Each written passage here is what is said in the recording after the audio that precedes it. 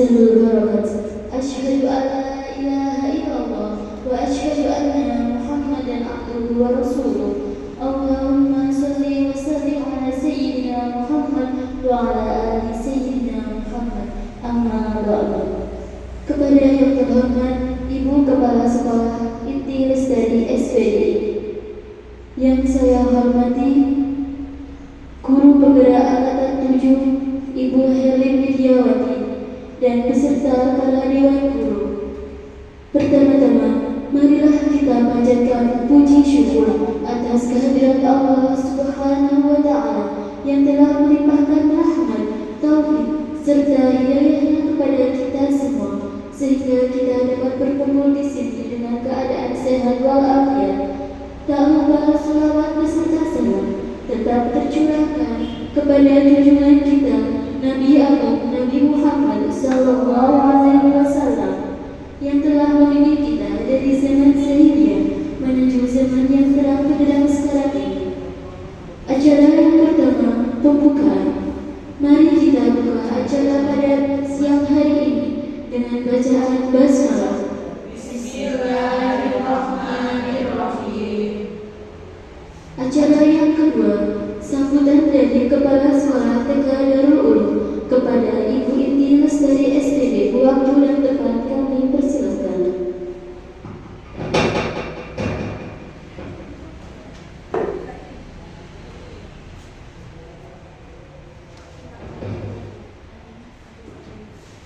Assalamualaikum warahmatullahi wabarakatuh.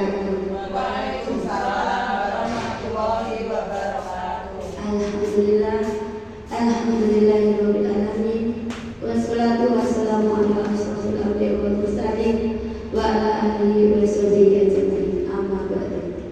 Marilah pada kesempatan si pagi menjelang siang kita adakan doa memanjatkan rasa syukur kita kehadirat Allah Subhanahu wa Ta'ala yang telah melimpahkan kenikmatan kepada kita sehingga kita masih diberi kesehatan, kesempatan untuk berkumpul dalam rangka memenuhi tugas guru penggerak angkatan 9. Selawat serta salam semoga senantiasa Allah limpahkan kepada junjungan kita Nabi Agung Muhammad Sallallahu Alaihi Wasallam yang telah membimbing kita dari zaman kegelapan menuju zaman terang benderang seperti sekarang ini.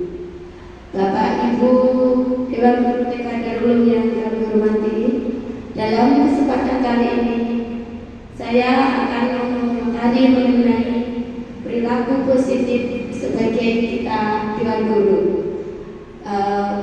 Sudah kita banyak ketahui bahwa anak-anak didik kita di masa waktu yang umur antara 4,5 sampai 6 tahun adalah masa peniru ulung.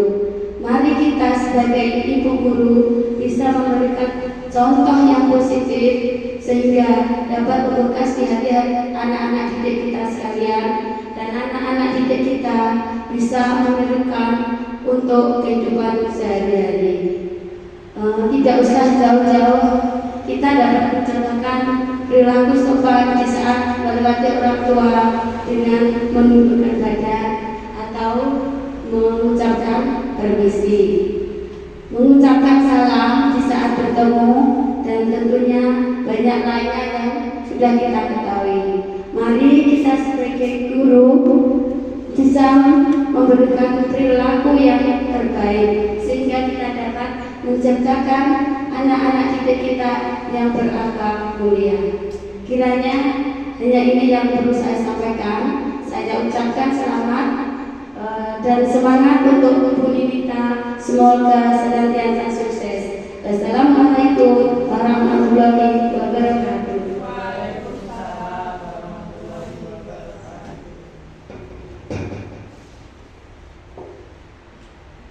Sambutan selanjutnya, sambutan dari Guru Penggerak Angkatan 7 kepada Ibu Helin Widiawati. Waktu dan tempat kami persilahkan.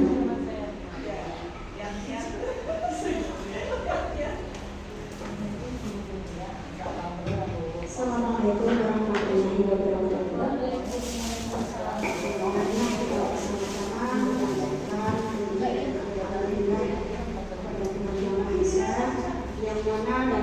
kesempatan siang hari kita bisa berkumpul di sini melalui undangan dari JGP yaitu Bu Nindita Senawati yang akan menyampaikan satu materi budaya positif yang mudah-mudahan mudah-mudahan terjadi masalah. Untuk yang kedua kalinya sholawat salam semoga bahkan pada junjungan kita Nabi Muhammad SAW yang selalu kita menantikan syafaatnya di mulia nanti.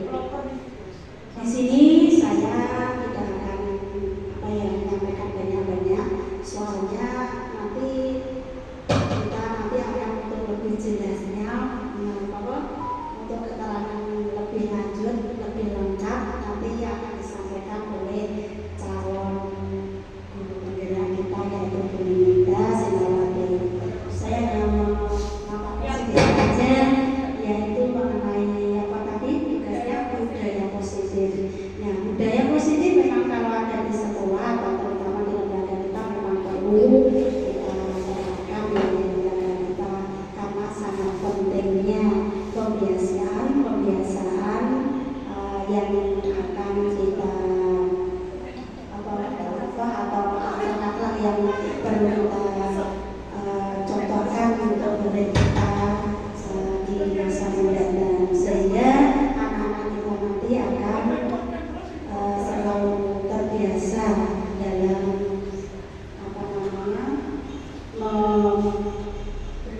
berperilaku positif baik itu di lembaga, di sekolah maupun nanti di lingkungan masyarakat. Itu aja yang perlu saya sampaikan, terutama pada pendidik memang kita perlu untuk meningkatkan kebiasaan-kebiasaan yang baik untuk anak didik.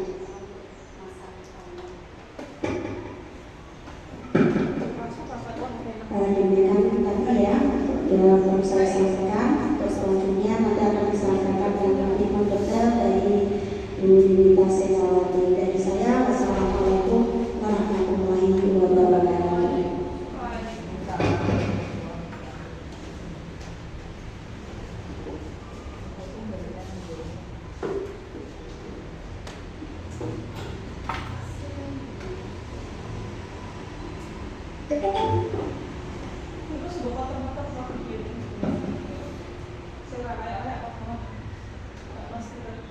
Selanjutnya, materi yang akan disampaikan oleh Ibu Nindita Senawati. Kepada yang bertugas, waktu dan tempat kami persilakan.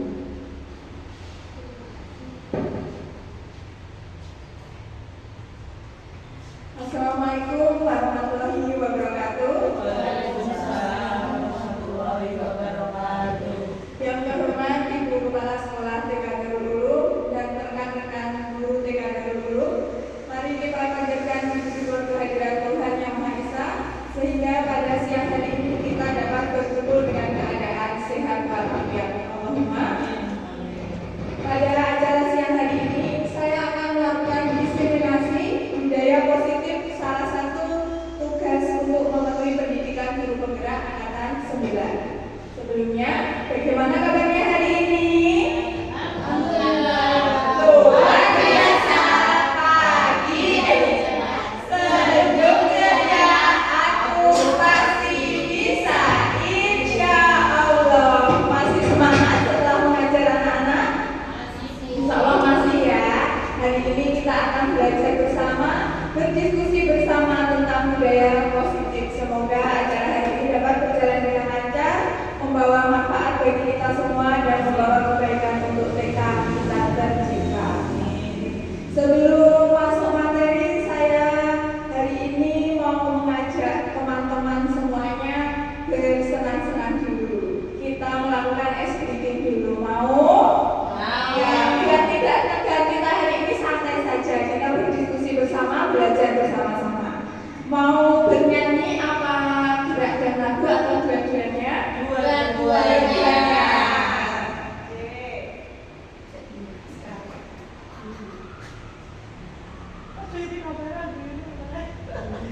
Nah, di sini saya ada lagu. Ini nanti nadanya di sini senang, di sana senang. Sudah siap? Siap ya. Saya hitung kita bernyanyi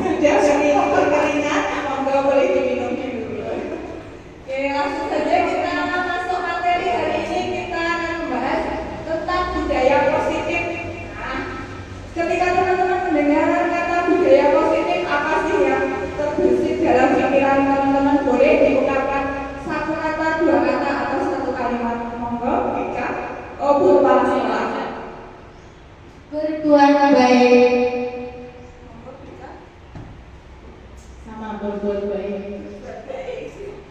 Buku Sri.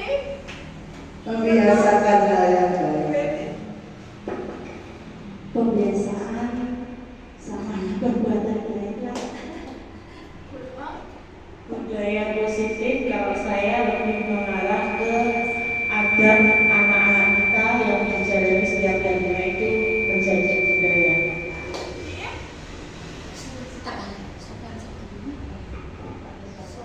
Sopan santun.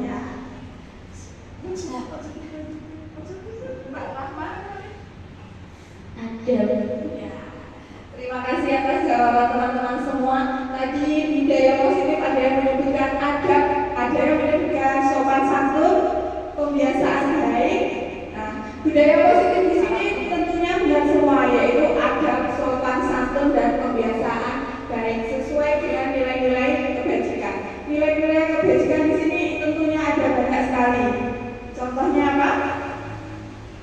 Nilai kebajikan disiplin, apalagi tanggung jawab, tenggang rasa, saling menyayangi, saling menghormati, mandiri, menghormati itu termasuk nilai-nilai kebajikan. Jadi budaya positif di sini adalah tingkah laku atau penerapan dari nilai-nilai kebajikan.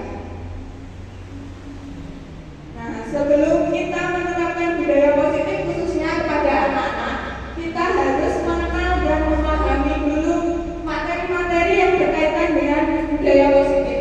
Yang pertama yaitu teori motivasi, yang kedua hukuman dan penghargaan, yang ketiga kebutuhan dasar manusia, yang keempat 5 posisi kontrol, dan yang kelima restitusi.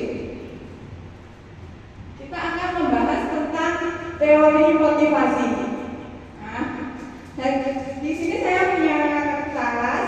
Nanti teman-teman tuliskan motivasi teman-teman hari ini berangkat ke sekolah tadi pagi itu apa? Ditulis jujur saja. Kita saling berdiskusi, santai saja. Tidak ada jawaban yang salah, semuanya benar.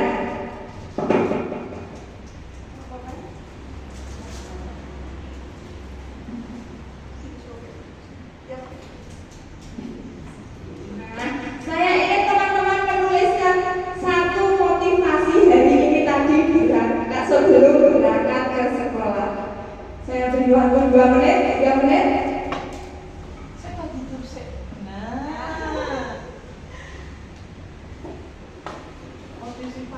Ya, motivasi.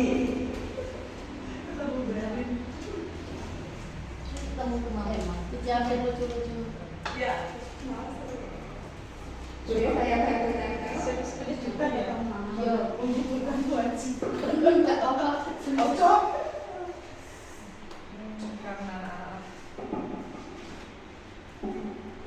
Boleh lebih dari satu, nggak apa-apa.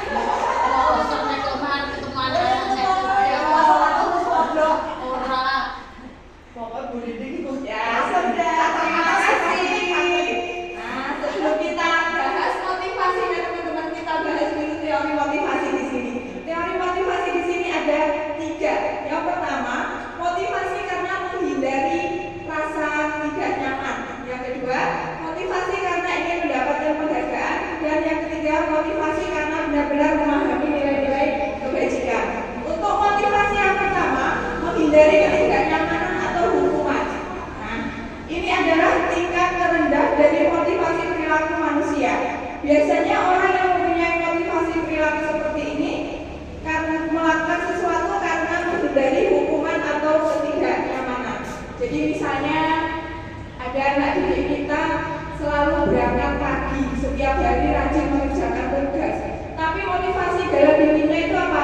Karena misalnya takut dimarahin guru, takut dihukum guru. Nah, itu termasuk jenis motivasi yang pertama, yaitu motivasi karena menghindari hukuman. Lalu motivasi yang kedua yaitu untuk mendapatkan imbalan atau penghargaan dari orang. Satu tingkat di atas motivasi yang pertama. Di sini orang berperilaku untuk mendapatkan imbalan atau penghargaan dari orang lain. Misalnya saya berangkat setiap pagi, saya selalu rajin membersihkan halaman, menyapu halaman. Tapi ternyata motivasi saya itu apa? Karena ingin dipuji kepala sekolah. Karena ingin dipuji teman-teman. Ini kok serem ya. Itu jenis motivasi yang kedua. Lalu terakhir yaitu motivasi menghargai diri sendiri dengan nilai-nilai yang mereka percaya. Mereka melakukan sesuatu karena nilai-nilai yang mereka yakini, hargai. Mereka melakukannya karena mereka ingin menjadi orang yang melakukan nilai-nilai yang mereka yakini. Nilai-nilai ini seperti tadi, nilai-nilai kebajikan. Ada apa saja tadi, Ibu? Disiplin, mandiri, tanggung jawab, menghormati, menyayangi. Jadi di sini benar-benar sadar. Saya berangkat ke sekolah setiap pagi, saya tidak telat agar bisa menjadi contoh yang baik untuk anak-anak. Sadar bahwa itu adalah tanggung jawab saya. Bukan karena nanti diisi api misalnya absennya telat, nanti gimana ya? Berarti itu ya kalau karena absen itu berarti bukan termasuk yang motivasi yang ketiga. Di antara tiga motivasi tadi kira-kira yang termasuk motivasi ekstrinsik yang mana gitu? Yang dari ekstrinsik, yang dari luar. Yang motivasi ekstrinsik itu yang dari luar yaitu ya takut karena menghindari hukuman dan ya yang kedua ingin mendapatkan penghargaan atau imbalan. Kedua motivasi ini termasuk jenis motivasi ekstrinsik. Biasanya motivasi ekstrinsik ini tidak bertahan lama. Nah, yang bertahan lama yang mana? Dari hati sendiri, dari kesadaran kita sendiri benar-benar sadar dengan nilai-nilai kebajikan yang akan kita terapkan. Sekarang kita baca satu persatu motivasi dari teman-teman tadi.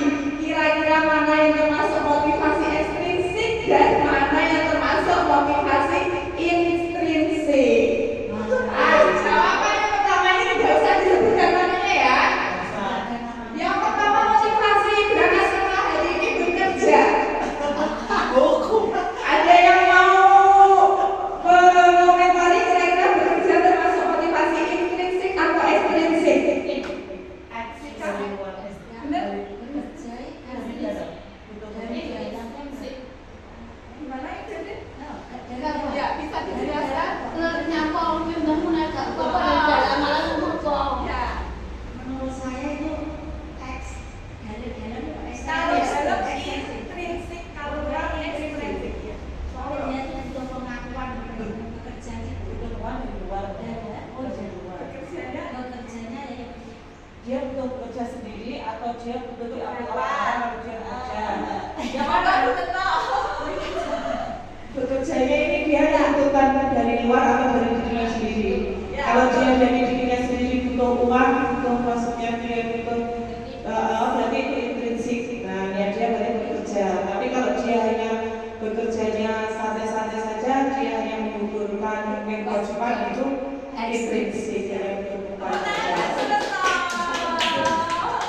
Ya, betul sekali. Kalau ini bekerjanya benar-benar memang niat bekerja sesuai dengan nilai-nilai kebajikan, berarti itu termasuk motivasi intrinsik.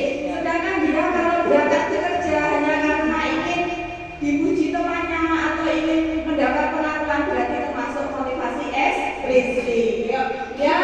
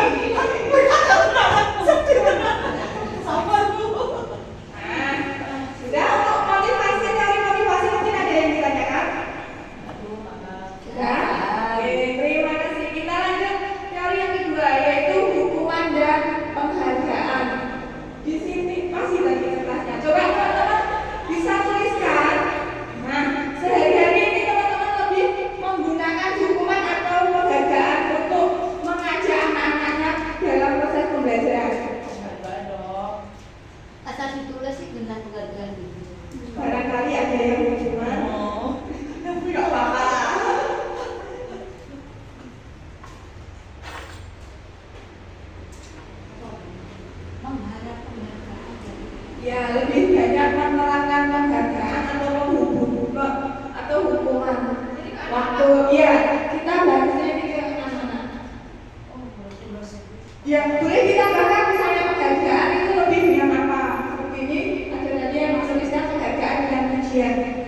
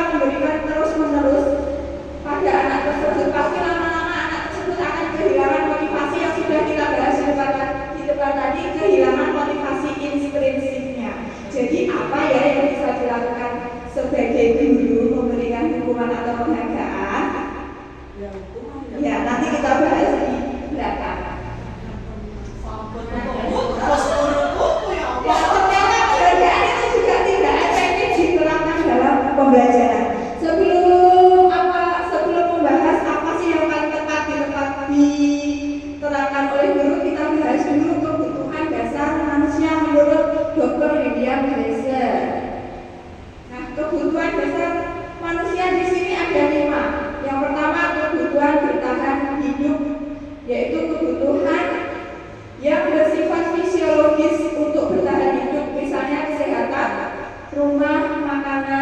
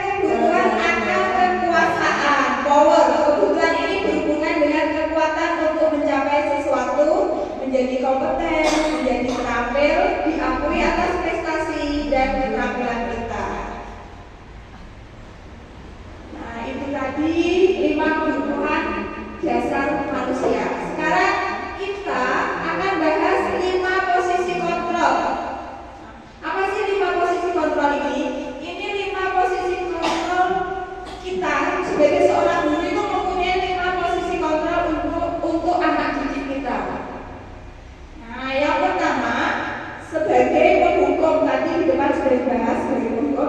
Yang kedua, membuat rasa bersalah. Yang ketiga, sebagai teman. Yang keempat, sebagai pemantau. Dan yang kelima, sebagai manajer. Kira-kira nanti teman-teman biasanya menerapkan posisi kontrol yang mana? Nanti kita bahas. Teori. Iya. Yang pertama adalah sebagai posisi sebagai penghukum. Sebagai penghukum itu ciri-cirinya seperti tadi yang sudah saya sampaikan, yaitu bersifat satu arah. Jadi hanya guru yang memberikan sanksi kepada anak tersebut. Anak hanya bisa menerima. Yang kedua, ada suara cenderung tinggi. Yang ketiga biasanya menunjuk-nunjuk. Dan yang keempat menyakiti. Yang kelima membentak. Dampaknya apa? Sebagai penghukum, jika kita sebagai guru berperan sebagai penghukum, yaitu murid akan semakin marah tentunya. Yang kedua, murid akan menyimpan rasa dendam. Yang ketiga, agresif. Dan yang keempat, semakin memberontak. Kira-kira setuju membuat? Iya. Maksudnya dampaknya seperti ini kalau kita ya. Iya, dampaknya. Jadi kira-kira kita akan memilih posisi kontrol sebagai penghukum atau tidak? Tidak. Oke. Yang kedua yaitu posisi kontrol sebagai pembuat rasa bersalah. Ini cara menyampaikan biasanya nadanya cenderung halus, datar, tidak marah-marah. Gestur tubuh lembut, bahasa lembut, namun membuat anak merasa bersalah. Contohnya bagaimana? Tidak. Contohnya bagaimana? Ada yang bisa memberi contoh? Nah, ya benar. Biasanya, misalnya ada anak yang tidak mengerjakan tugas. Ya, nadanya halus, tidak marah. Ya, ayo dong nak, kamu kerjakan tugasnya. Nanti kalau tidak dikerjakan tugasnya, ibu dimarahin ibumu loh. Nanti kamu nggak bisa loh. Itu nadanya lembut, tapi merasa anak itu menjadi merasa bersalah. Iya, malah menjadi beban untuk anak tersebut. Dampaknya murid tentunya merasa bersalah. Murid akan merasa gagal. Tentunya kalau dihiburkan, murid akan merasa gagal. Dan murid akan menyimpan emosi negatif dari dalam dirinya. Lanjut, posisi kontrol yang ketiga yaitu sebagai teman. Sebagai teman ini cirinya ramah, akrab, bercanda, menghangatkan suasana. Ya, biasanya merangkul sama muridnya, kelihatan akrab sama muridnya.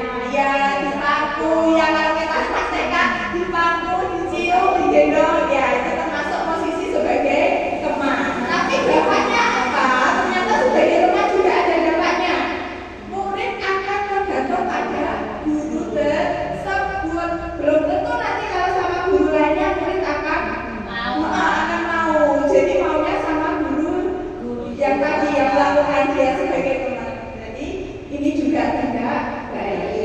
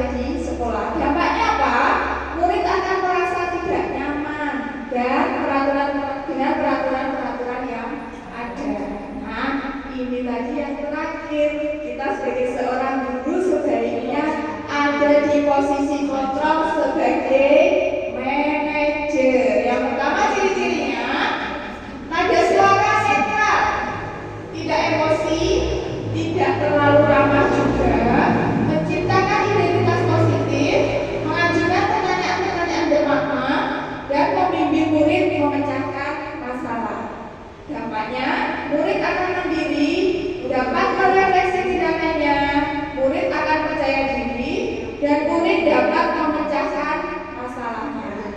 Kira-kira bagaimana seorang guru dapat bersifat sebagai manajer?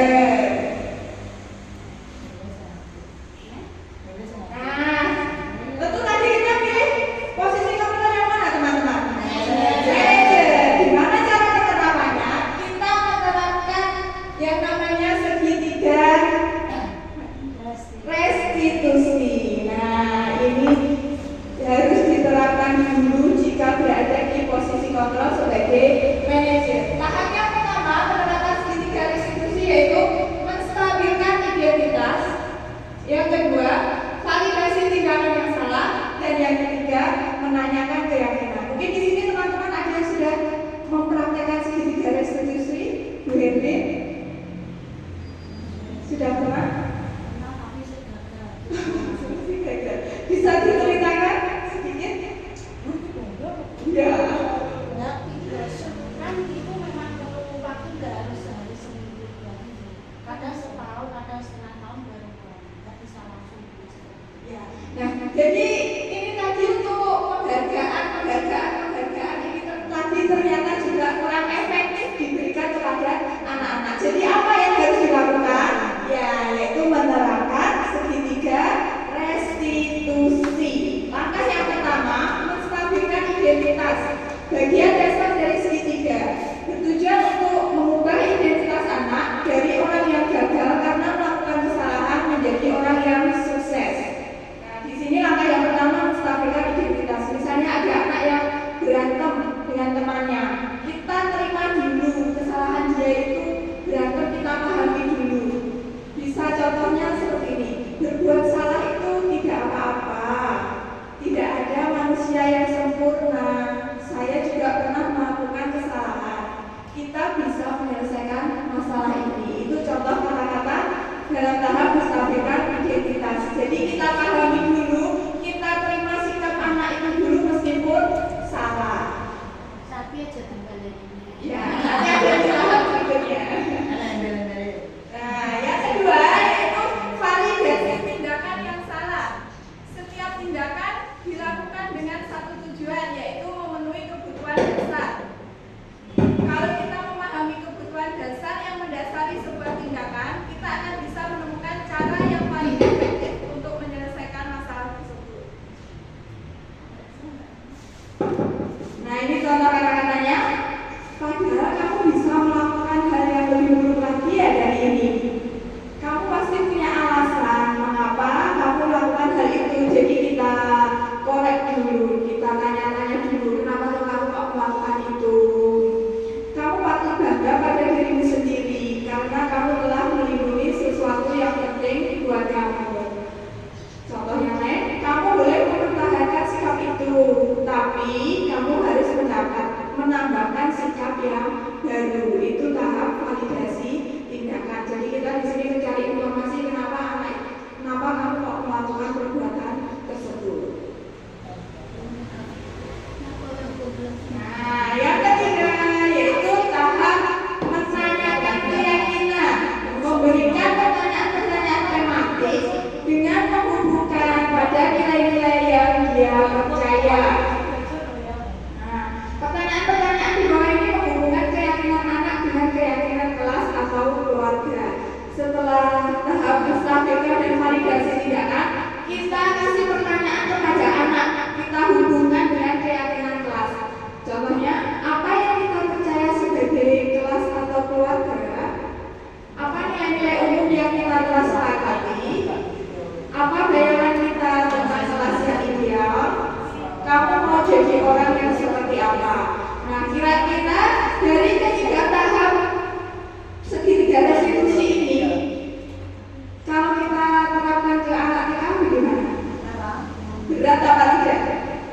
Sebetulnya teori-teori ini kita kan baru belajar. Ini setelah dijelaskan dari teori itu kita baru, ya mungkin karena kurang membaca ya. Sebetulnya kalau saya ya, kalau dengar teori ini sebetulnya menghadapi anak-anak sudah saya terapkan setiap hari untuk menyelesaikan masalah. Tapi nggak tahu. Tapi nggak ada seperti ini. Berarti sebenarnya Sebenarnya teman-teman sudah ini terapkan. Buktinya kalau menghadapi anak-anak seperti itu, tapi teorinya nggak. Mungkin kurang belajar ya dia. Enggak, semua kita sama-sama belajar. Saya juga baru tahu ini kok.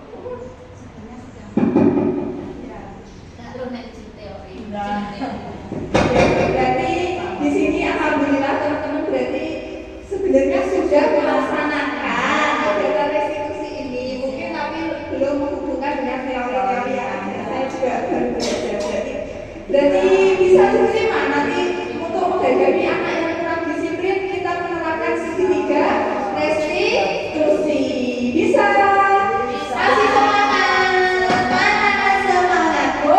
Ini semangatku. Mana senyummu? Ini senyumku. Oke, tepuk semangat. Semangat. Semangat.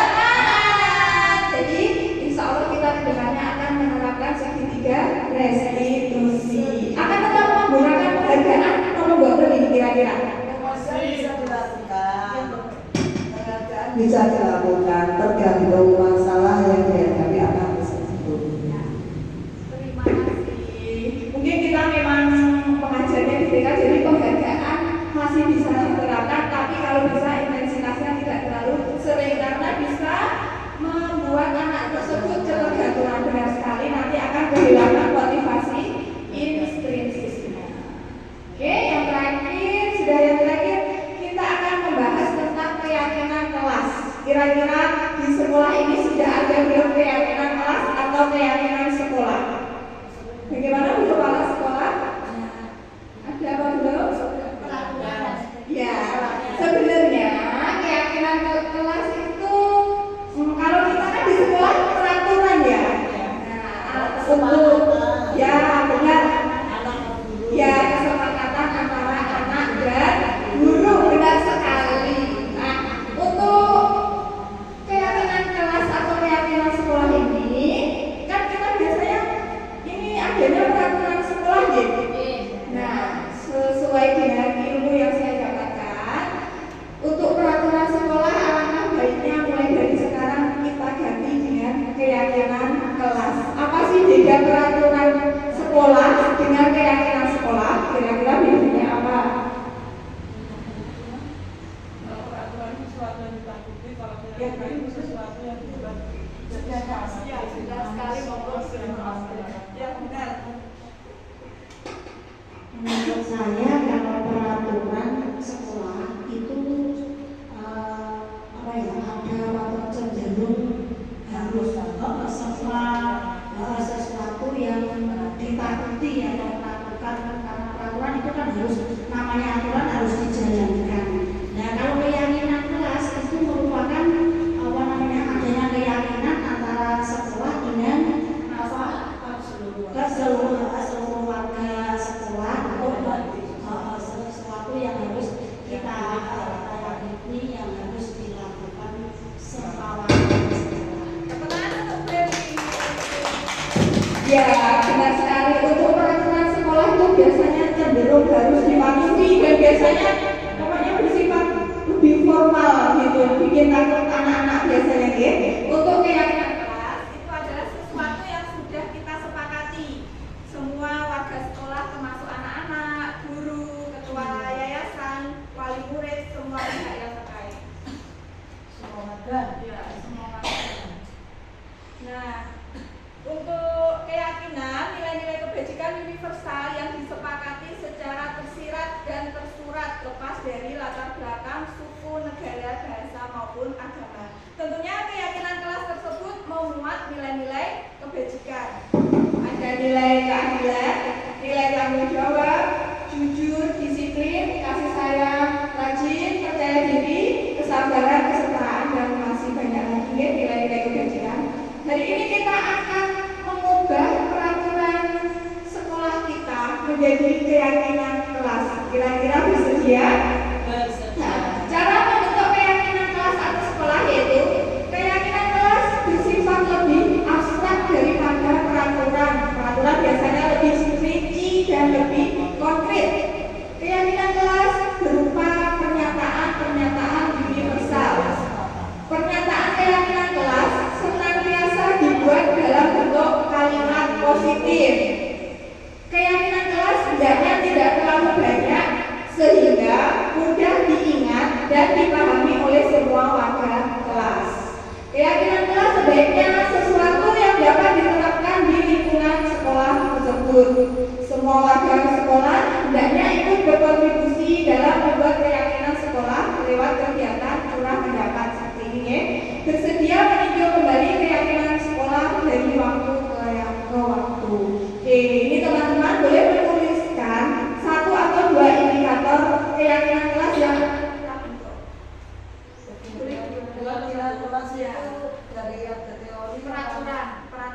Maksudnya itu yang buat itu Ya nanti ini kita bahas baru kita sepakati. bunyi sendiri apa? Ada Kowe nggak kesempatan karo muridmu terus aja main. Yo Ya keyakinan kelas ini ada teorinya, kalau memang di anu sendiri. Masih tanya aku pembelajaran kelas kesepakatan. Yang tidak membuang sampah, yang tidak membereskan mainan, besok tidak Main lagi. teruskan.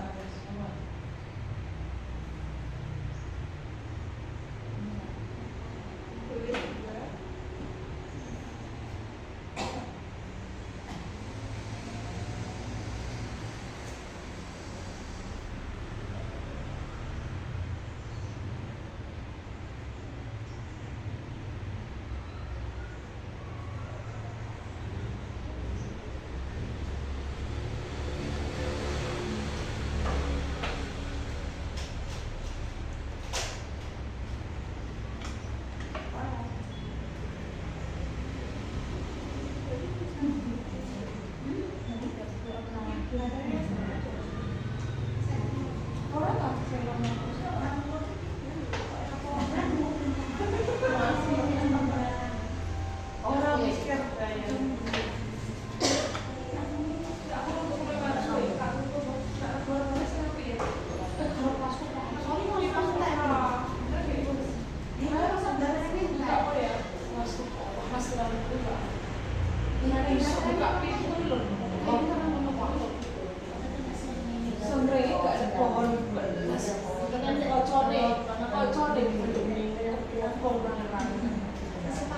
jajan besok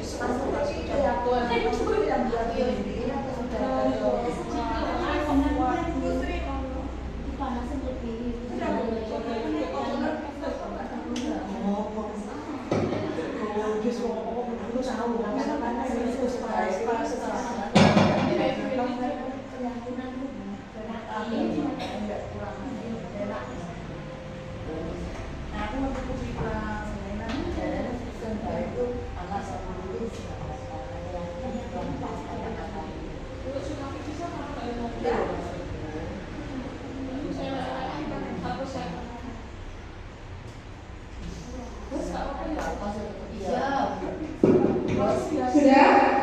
Ya, kita belajar satu persatu ya. Nanti kita sisipkan keyakinan kelas apa saja yang harus kita terapkan. Mbak Rams bisa bantu ketik di sini.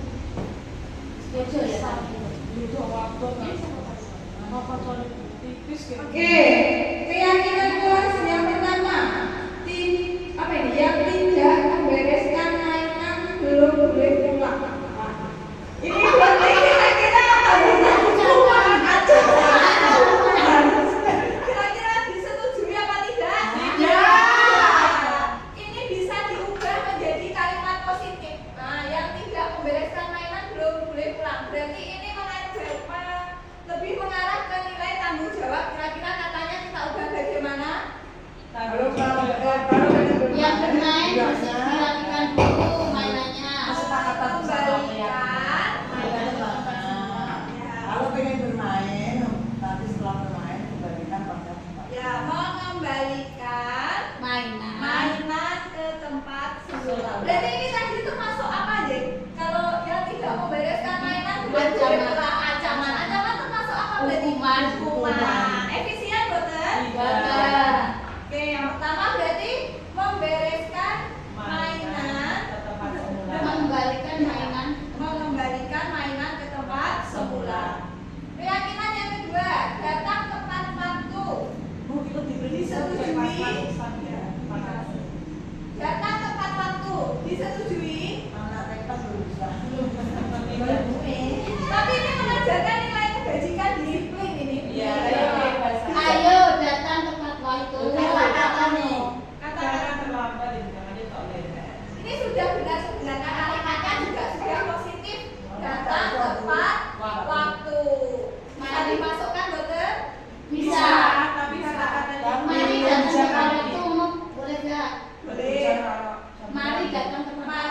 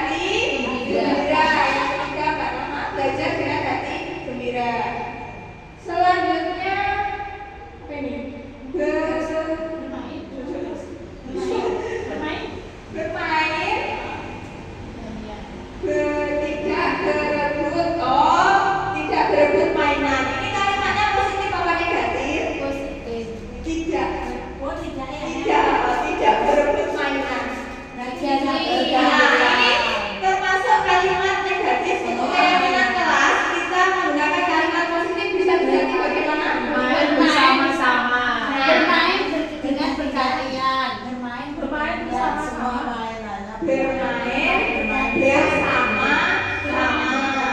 Apa bergantian? Bermain bergantian menyebar. Bermain secara bersama dan bergantian. Bagaimana? Bersama. Ya. Bermain secara bersama. Ya. Selanjutnya, apabila temannya tidak punya peralatan dipinjami, ini termasuk nilai kebajikan saling berbagi. Bisa kalimatnya bisa lebih sederhana. Saling berbagi dengan teman. Terus selanjutnya ada yang menuliskan yang tidak berdoa ulang akhir. Ini tadi sepertinya ya. Waktu lulus ya Jublek boleh ya, ada yang tidak berdoa ulang akhir. Gimana? Ini termasuk hukuman. Berarti disetujui apa tidak? Tidak ya. Apa mau diganti? Enggak, ini termasuk hukuman. semua ikut berdoa. Ya, nah, berarti berdoa sebelum dan sesudah belajar. Terus, ini juga berdoa dengan sepenuh hati sama tadi berdoa sudah ditulis ya, berdoa. Terus makan jajan sampahnya buang pada tempatnya. Ini termasuk nilai kebajikan kegiatan sosial. Mungkin bisa Buang sampah pada tempat. Buanglah sampah pada tempat. bagaimana kalau menjaga kebersihan sekolah?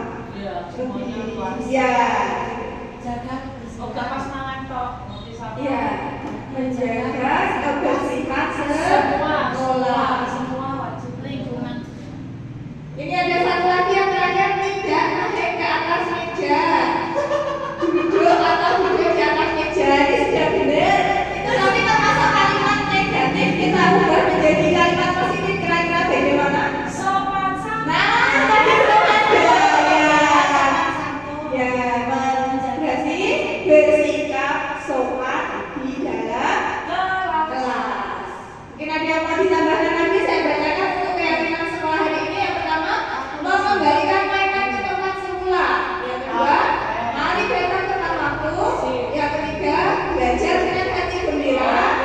Bermain secara bersama, saling berbagi dengan teman, berdoa sebelum dan sesudah belajar, menjaga kebersihan, bersikap sopan di dalam kelas.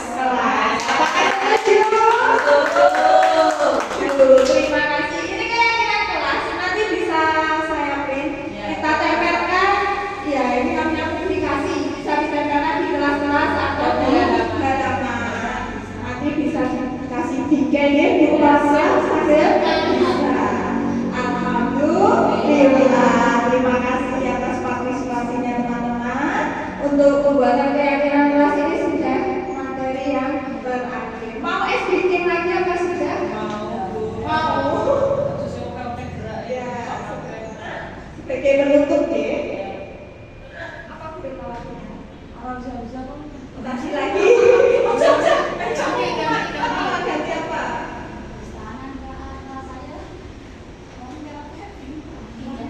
Bintangnya kayak enak mendung.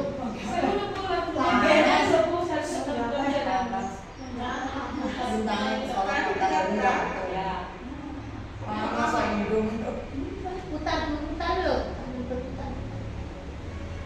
Senamnya sentaan ini yang murid dari jane. Aku ini iya senam boneka. Di sini kan Hai baby, bantalan awal sudah langsung lembut, jangan kembali ruang. di sini.